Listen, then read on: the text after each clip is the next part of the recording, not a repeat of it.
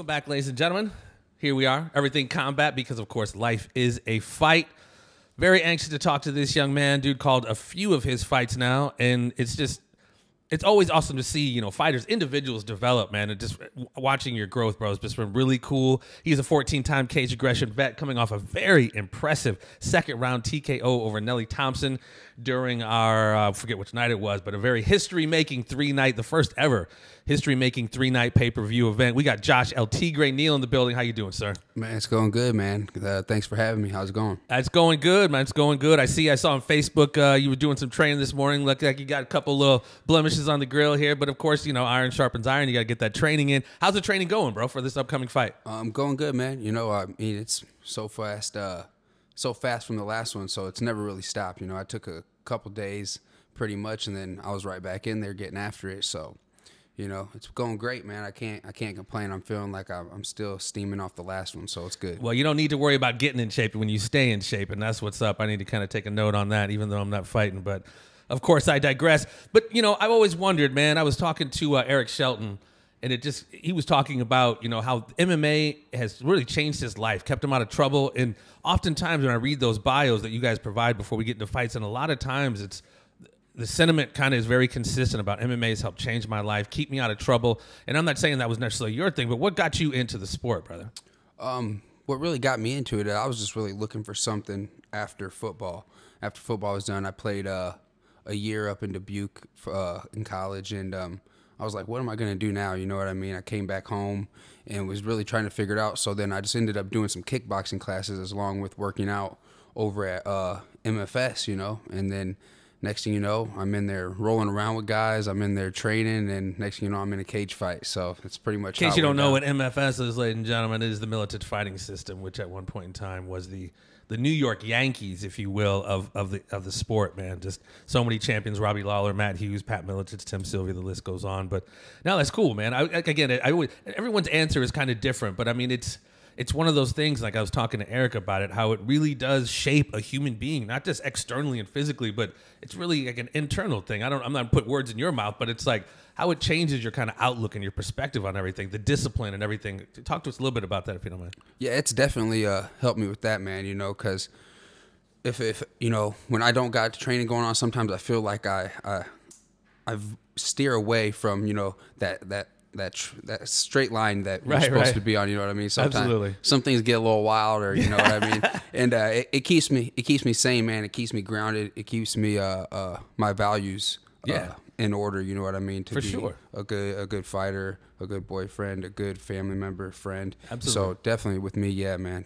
I've always found it amazing how it does help shape human beings. It's never like, hey, now I can go kick this guy's ass. That's almost like the last thing on your mind, quite frankly. I mean, you could probably murk a lot of people, but it's like almost the last step that you go to. You try to probably de-escalate. But yeah, man, I mean, I don't know how deep you are into, I know we got, less than 2 weeks left. So, I mean, obviously, this is all part of the weight cut. And it was funny, not funny, but being at the weigh-ins, you guys come in a little cranky, a little grumpy, coming off the weight cut. Then it was like the next day I saw you, everybody fills out and back to being jacked. How's the weight cut going, if you will? It's going good. I mean, it's the same with me every time, man. Like I said, I'll get back to even the last question. It's more of a lifestyle for me, man. For sure. I'm always eating right, even when I'm not in a fight. Yeah, I have my meals that aren't great for me and everything. But to me, it's really become a lifestyle. So weight cuts never too much, especially at 170. I feel like I can make weight pretty easy. What do you walk around as? I usually walk around about a good between 85, 90. You know what I mean? So I'm a smaller welterweight. I used to fight at lightweight, but now it's gotten too hard with getting older. I can only imagine.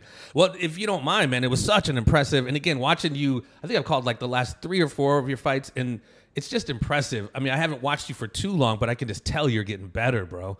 And that last fight, man, against Nelly Thompson, you took him out in that second round, flying knee. Talk about how that fight went, because before we went on the air here, I've never seen a fighter like lean and kind of up against the cage, and he was chilling like he just woke up off from the lazy boy or something. But talk about how that fight went, man. It went, honestly, man, it was a rocky first round, but I expected that. I expected it was going to be, he was going to come out and, try to put me away quick. And, I mean, he caught me a couple good times, and, yeah, I went down. But I just never let it get to me. You know, I knew I was gonna have to weather a little bit of a storm for that, and you know, and he brought it that round 1. But once it didn't continue to go his way halfway into that first round, I could see it in his eyes, man. I go, boom, I got this guy. It was especially after that little groin shot, you know, when I went down, he got me low and I went down. I knew there he went to the corner, and I was like, I got to stay on him because this guy's breaking second by second, minute by minute. I got to stay on him. Second round, I went to my corner, man. I was good. And rest was history. I just knew I had him where I wanted him. And it seemed like, and it was, I'm sure I'm thinking of the same fight because I just watched it a little bit ago. It seemed like within a second, he just went from doing his thing and kind of gassed up to just being gassed out. He seemed to have just disappeared from the fighter he was just a few seconds earlier. That's so crazy. Absolutely. That's my style. That's my style. Break him down. That's where I strive, man. These guys, I've said it before, these guys, when it comes down to a dog fight, I'm the dog. You know what I mean? I'm top dog, and I know that. They're not. These guys don't want to get in that dog fight. They don't want to grind these rounds out, and I can specialize in that, man. You can come out and be strong as you want, right? Be as in shape as you think you are, but when I'm still there in your face, you know, they crumble. That's got to be scary as shit. And it makes me think of John Jones before he fought Alexander Gustafsson. He's like, man, he's been kind of running through everybody. And this is his first fight where he didn't necessarily train for. He's like, I'm ready for a dog fight. And he got that dog fight. I don't know if he was ready for it, but he got it. But yeah, it's crazy. It's interesting, man. I think a lot of people, I remember talking to Pat, Milicich's fighting system. When I first met Pat, we used to work out at the same place, DJ's Body Shop, which isn't here anymore. And when I walked in there, sometimes Pat would be on the bike. And an hour later, when I would leave, Pat would be on the bike. And it's just like that level of conditioning. When you're there in those championship rounds, the 3rd, 4th, 5th rounds, and you've almost given everything you got, and they're still standing there. Like you said, that's when the dogfight really happens. So you really have to have that ability to have that conditioning, that endurance, and to really be able to dig down. And you definitely did that during that fight, man, coming back from adversity. Yeah, that's it's funny you say Pat and all them, like, you know what I'm saying, that grind. You know, I feel like if I wouldn't have started there, you know, so early in my career, or you know, from being green in this sport, that maybe I wouldn't be the type of fighter I am right there. They definitely put that in me back in the day, man. All those guys making me work, showing me how it's done, man. So I owe it all to them, all them guys back in that gym. They know who they are. And I say it all too often, man. Iron sharpens iron, and how can you be great unless you study greatness? And that's the beautiful thing about Pat Miletich and Jens Pulver being a part of Caged Aggression. He's able to impart some of that, you know, that wisdom and that fight experience that you just cannot get anywhere else from a UFC Hall of Famer, first-time welterweight champion, Jens Pulver, first lightweight champion. It's really it's priceless what you guys can get having worked with a Pat Miletich. Even though Milicich's fighting system isn't around anymore, being able to get that kind of insight from somebody like a Pat or a Jens. So yeah, it's definitely a head up you guys have over most other fighters. I know, you know, recently, I mean, sometimes your opponent slips out, dips out for whatever reason. You obviously have a change of opponent now. You're now going up against Jami Medina Jr. And I've asked Jens that, and I get different reactions and different answers to this question. How much does that change your game plan to have somebody thrown in, not the last second, because you still got 2 weeks left, and I'm sure you, like most fighters, your opponent, you look for certain tendencies. So how much does that throw off your game plan, getting somebody thrown in different at the last second? For me personally, not too much, because the first opponent I had has a lot of the same qualities as Jamie does. You know, they're going to be, you know, a striker, a pretty good, you know, kickboxer, Muay Thai striker. You know what I mean? It's not like it's a total 180 where I'm going against a straight striker to a college national champion wrestler or something like that. You know what I mean? So getting ready for that, you know, there's a few things they each do different, but for this matchup, I feel that it's pretty much the same. So I'm just going to do my thing. I'm not really too worried much on what my opponent is great at. You know, I find the things in some tape that I think that I got to watch out for. Sure. But I just pretty much always focus on things I need to do and things that I do good or I could work on and try to apply that. So either way. Yeah, that's what's up. And I, you know, having read, with just everyone who's mixed martial arts fans, a fan of Bruce Lee. And, you know, Jeet Kune Do, The Art of Fighting Without Fighting, I think Jeet Kune Do was really like the original MMA sport, because like you said, utilize what was useful and discard what is useless, that's not good for you. And it's one of those things, like, if you're a prepared fighter, you can go wherever the fight goes. But I think, I don't know, just me personally, I'm no coach or anything, but I think exploiting certain tendencies is definitely helpful for a fighter. Before we go on, producer Juice, is there a way to bring up that last fight? If you want to jump to that second round as I talk to him here. So your future, man. You got a very bright future, and this is what Caged Aggression brings to the table. Like I say all the time, this is no outlaw mud show. These kids, either they're, we've had veterans from Bellator, UFC, LFA. We've had people from Caged Aggression go on to these promotions. What's your future looking like in an ideal world? In an ideal world, if it goes as planned, man, I'm looking to go out there and put another a stamp on a finish coming up here in 2 weeks, and then from there, man, I don't know how I can be denied a title shot anymore for Caged Aggression, or how these other promotions can deny me a shot on their show. You know what I mean? Like I know a lot of guys that have made it to the LFA, and I feel like I'm better than some of these guys that I see on there, or even guys that I know that have made it. I've trained alongside them. I'm just as good as they are. Where's my shot at? Right. Or Dana's Contender Series. What's up with that? You keep stacking up them impressive wins, bro. You're going to be seeing it without a doubt, man. Yeah. As I saw you coming in here, you're rocking a little WrestleMania shirt here. You a professional wrestling fan, bro? Yeah. I was big. Old school, anyway. Old school back in the day. Yeah, the more my age was like the Rock, Stone Cold, Mick Foley, the Attitude Era. All that. Yeah, definitely big Attitude Era fan, man. Oh yeah. You rocking WrestleMania? What was that? WrestleMania 6. Yeah. Ultimate Warrior. You got that, yeah, just the throwback, man. The game's changed so much, man. I don't even know who's really in the game anymore, but it was cool watching you come up and rocking that bad boy. You want to check this one out, Juice? Can we throw this one out and walk us through this? Absolutely. Talk to us a little bit about this as you walk through this, brother. Right now, I just knew to, keep fainting, keep moving. Just don't stand there. Don't be a stationary target for him, keep him guessing. The calf kicks were a big thing too going into this. That's what I was noticing too. Absolutely, I see a lot of those, a lot of fights anymore, especially Caged Aggression, which makes sense. You want to stop the mobility of your opponent. They can't quite move, can't quite throw the way they would normally do it.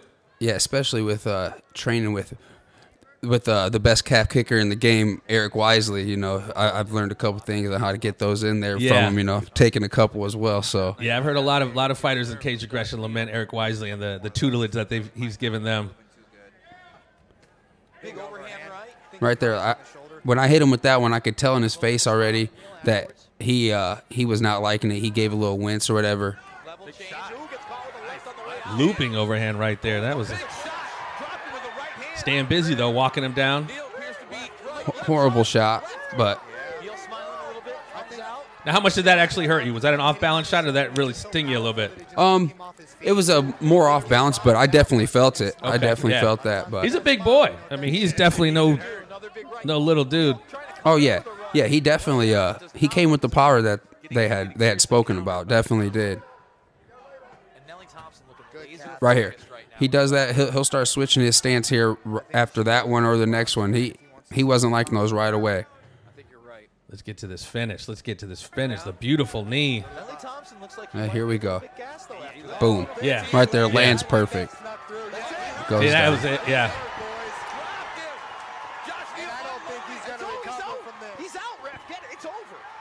Yeah, so that was the ref letting it go a little bit. Right here, he eats these ones. Unanswered.